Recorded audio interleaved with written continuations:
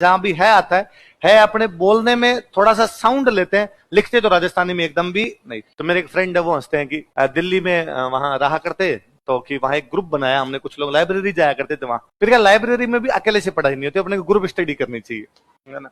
तो group study में group का मतलब होता है 2 लोग 3 लोग, है ना। उन्होंने ग्रुप बनाया कोई 45 लोगों का।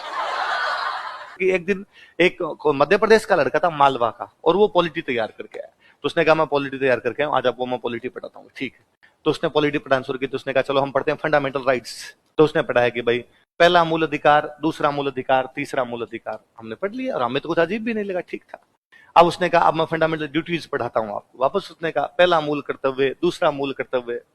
फिर वापस आया कि भाई आप राष्ट्रपति की शक्तियां पढ़ाता हूँ, पहली शक्ति, दूसरी शक्ति। तो वो मेरे वाले दोस्त, यार हमें तो कुछ भी बुरा नहीं लगे, एकदम सही चल रहा था। एक वो यूपी का बेटा था, वो कई देर बाद में खड़ा, उसने कहा तनिक पहले तो यह बताइए कि किसने किसको पेला है।